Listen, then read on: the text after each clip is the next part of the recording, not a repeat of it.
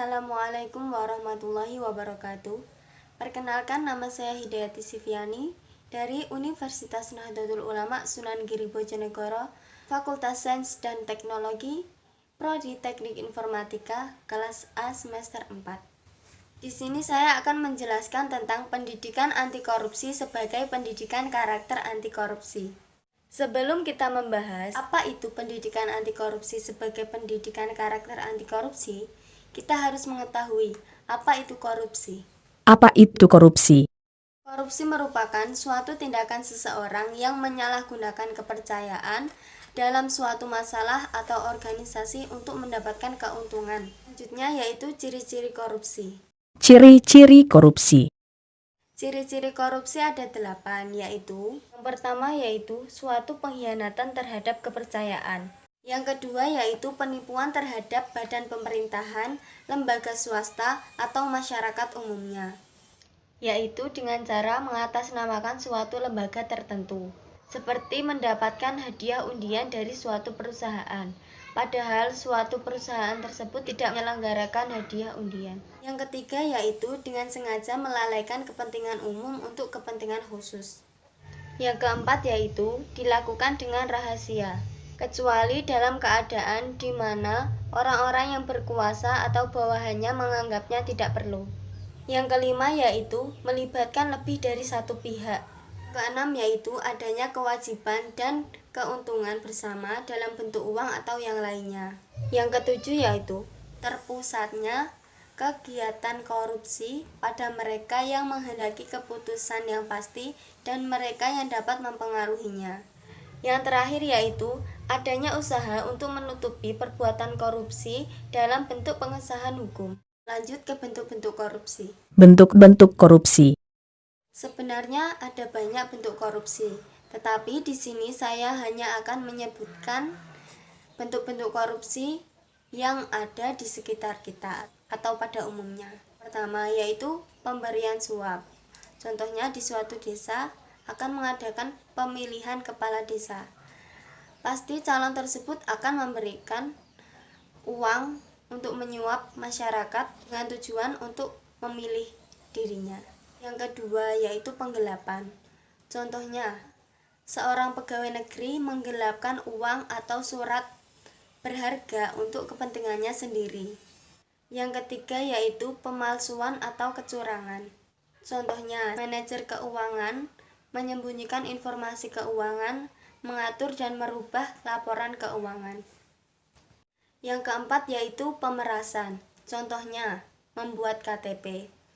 Di saat kita datang ke kantor kelurahan, seorang pegawai meminta uang administrasi untuk pembuatan KTP.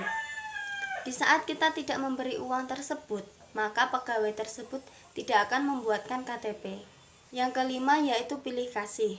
Contohnya, di rumah sakit, orang yang sakit yang membawa BPJS itu mendapatkan pelayanan yang kurang, sedangkan orang yang sakit dan langsung melunasi administrasi atau membayarnya cash akan mendapatkan pelayanan yang baik. Keenam yaitu hadiah.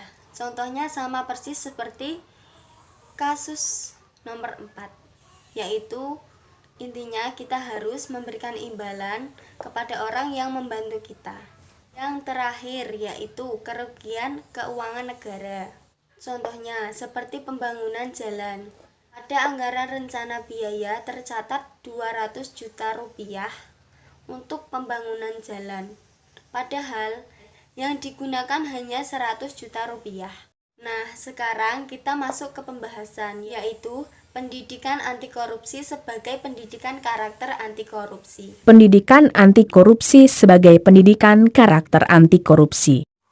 Pendidikan anti korupsi merupakan suatu kebijakan yang pelaksanaannya tidak bisa ditunda lagi.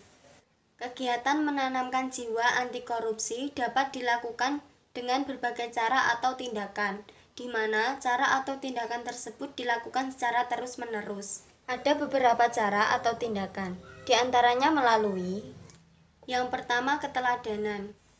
Contohnya, di mana orang tua atau guru memberikan contoh yang baik kepada anak atau siswanya, seperti bersikap jujur, tidak berbohong, dan tidak memakan apa yang bukan miliknya. Yang kedua yaitu pembiasaan. Contohnya bersikap jujur. Di sekolahan diadakan kantin kejujuran, di mana siswa akan dilatih untuk bersikap jujur, karena dia yang mengambil jajan dan dia yang mengambil kembalian uang sisa jajannya. Yang ketiga yaitu melalui kurikulum, seperti di sekolahan, di kampus, atau yang lainnya. Yang keempat yaitu memahami 9 pilar karakter. 9 pilar karakter. Yang pertama, cinta Tuhan dan segenap ciptaannya. Yang kedua, kemandirian dan tanggung jawab. Yang ketiga, kejujuran atau amanah dan diplomasi. Keempat, hormat dan santun. Yang kelima, dermawan, suka tolong-menolong, dan gotong royong. Yang keenam, percaya diri, kreatif, dan pekerja keras.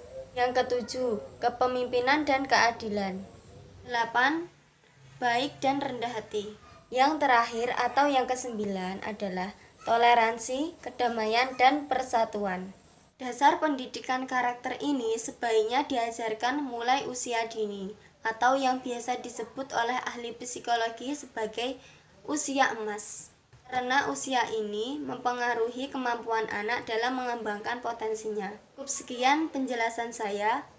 Semoga bermanfaat. Apabila ada yang salah atau yang kurang berkenan di hati kalian semuanya, saya mohon maaf sebesar-besarnya.